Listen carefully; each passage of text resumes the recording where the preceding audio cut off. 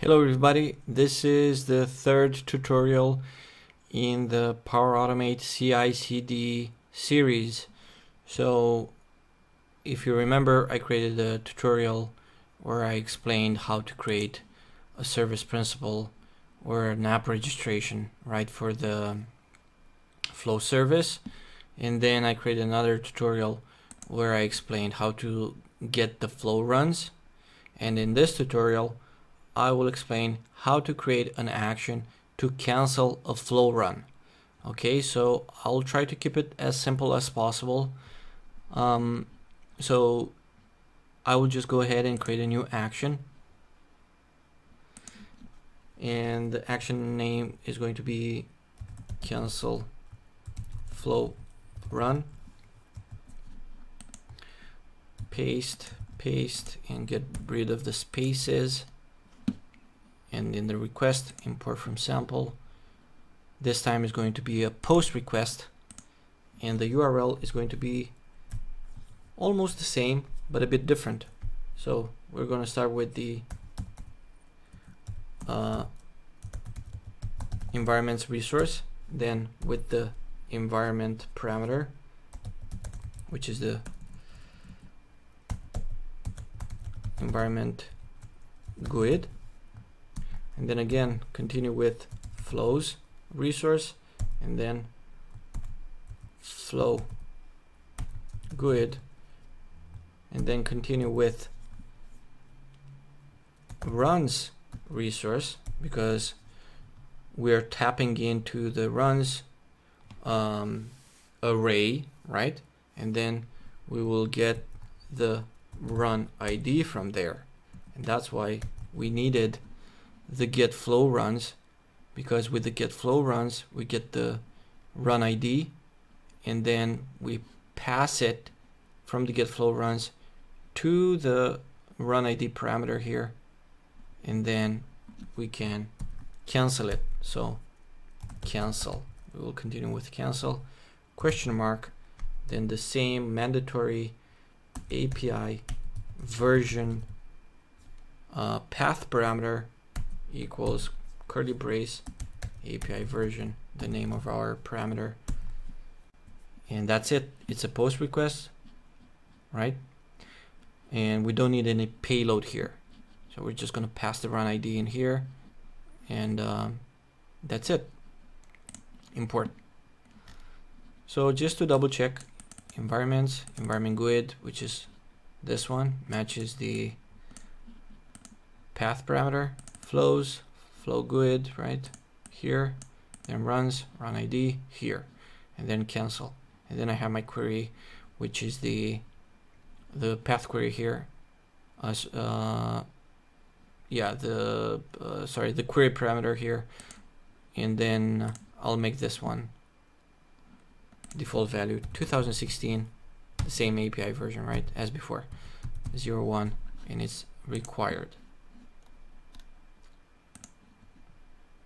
By the way, path parameters are required by default, but query parameters are not. So this being a query parameter, this is not necessarily required, but a path parameter is by default required. Okay, so now that we created this new action, we'll just go ahead and test it. But before doing that, I will update the connector.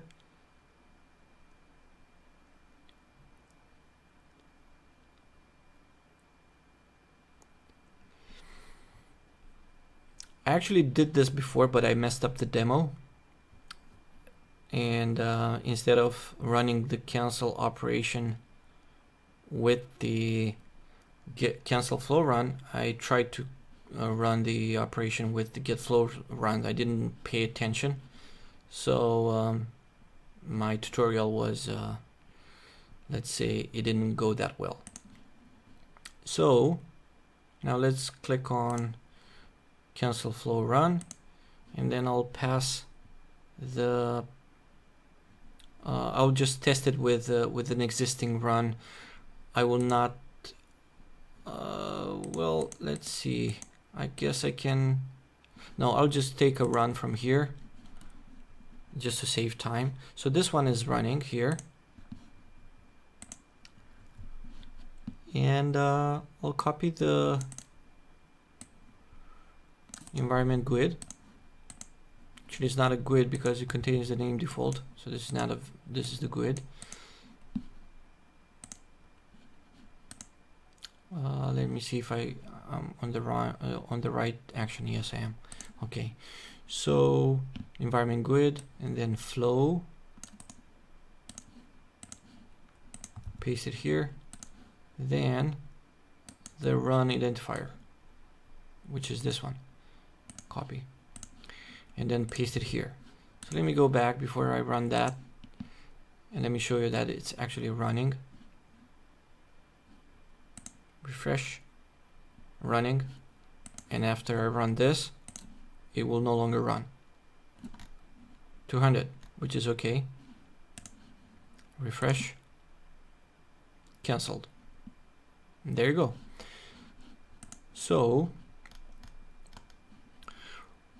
one of the things that I wanted to do, so if you did exactly the same thing that I did, you will notice that in the get flow runs, you actually don't have a schema for the get flow runs response. So let's create that schema now. So to create the schema is very easy. Just go ahead and put your environment GUID in here. Paste environment GUID in here in the flow ID. Just take any flow with a few runs and just test the operation, and then copy all this, the entire result, copy, and then go to your action, to the get flow run definition, to the response, add a default response, and put the response that you copied from there, put it here, and click on import. And that's it. Now you have a response, and it's important to have a response configured in your action, and you'll see why. It's because when you create a flow, you will actually get the dynamic content back. Okay, if you don't put a response for your action, a default response for your action, you will not get any items, any default content items in the flow when you create the flow. So it's going to be hard for you to pick, the run ID and other details dynamically from the response. You always have to parse the response with the parse JSON action. So instead of doing that, do as I did. Just test your action, get the response from the body, right? Copy everything in there, and then put it in your definition, and configure your response schema. Okay, update the connector.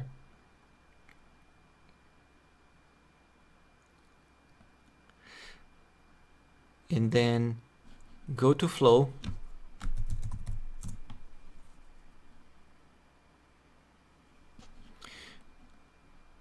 create.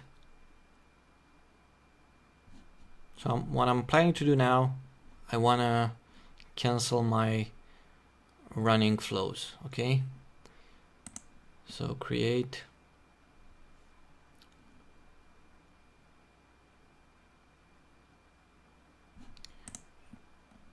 instant flow, start with a button,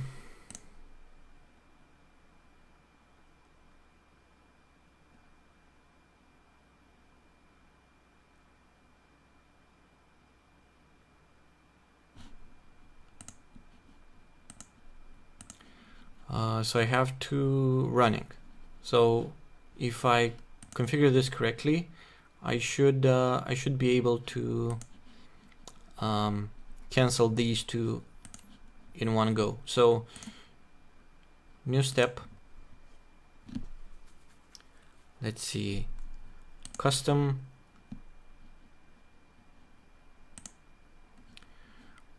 Power Automate custom connector. get flow runs. And this is what I was talking about. You see how nice it looks? It's nicely formatted, and you know, the labels are looking more professional.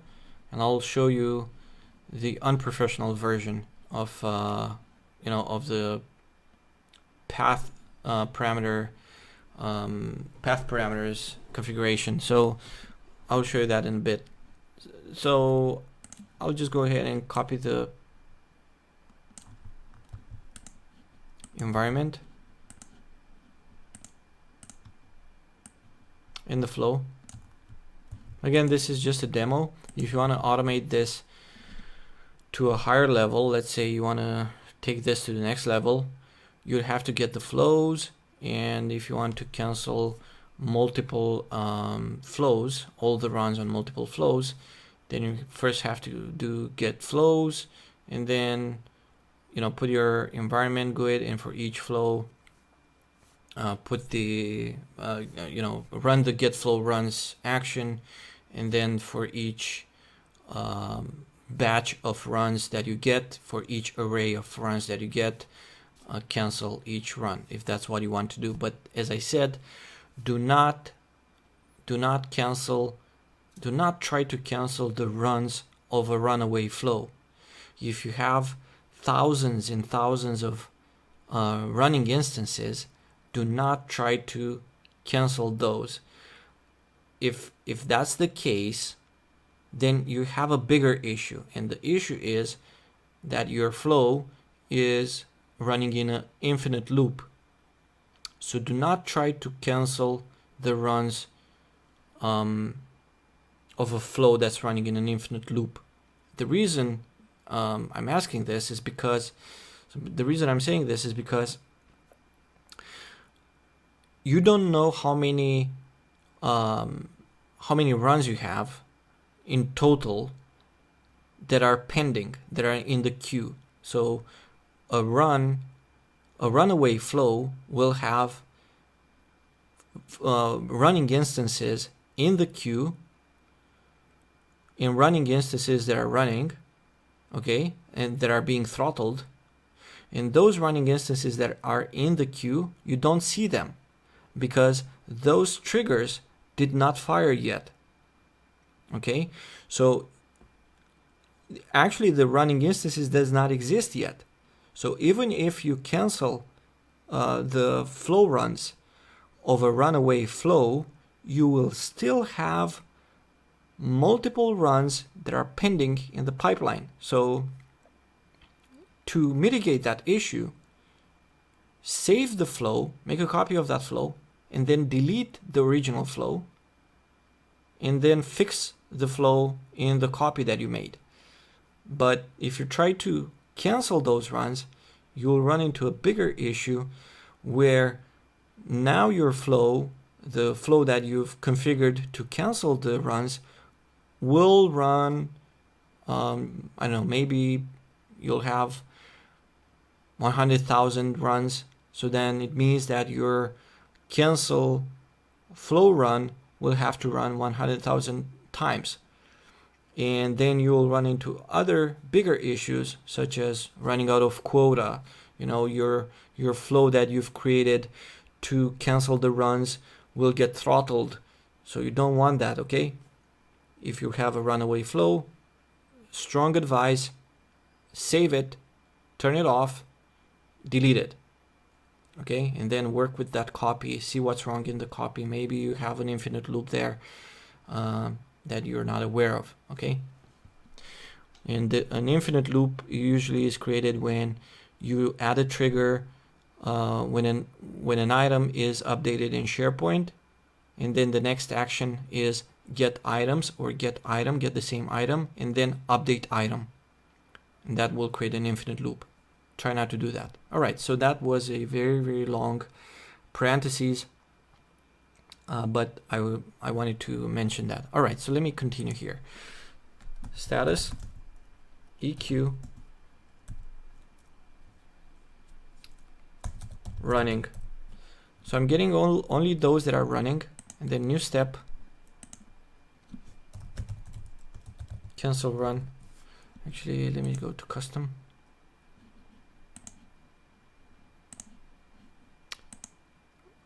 Not this one. Delete. Got carried away there. Custom. Cancel flow run. So see the difference? This one looks nice, this one doesn't.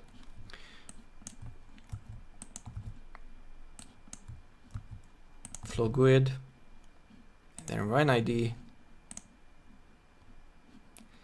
is this.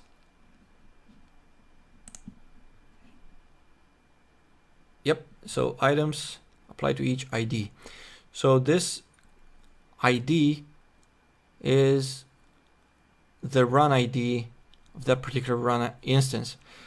The reason if it put the cancel flow run in an apply to each container is because get flow runs will return an array. When you reference an item from inside an array, automatically the action that where you've referenced the item, the dynamic item, will be put inside an apply to each container. So the apply to each container will then reference the array. So this is the array, and this is the property of the run object, the ID property of the run object inside the value array. Okay, all right. So if I run this, these two running instances will get canceled. All right, so let's test this out. Save.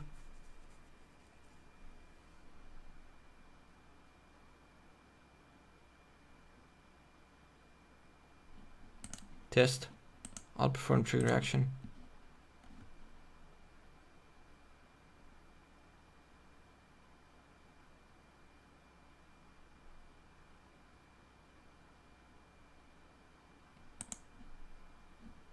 Run flow. And done. Flow run failed because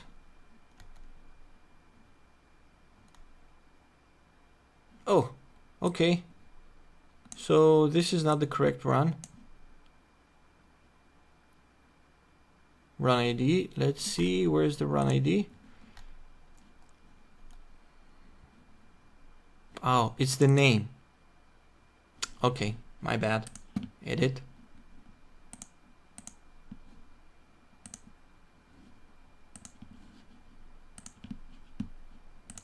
Sorry about that. We failed together. Okay, there you go. So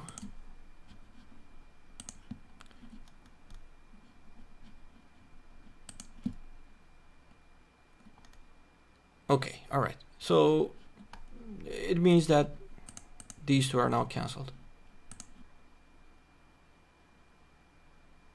There you go. So that's the demo with the cancel flow run. That's how it works, and I hope you will find it useful.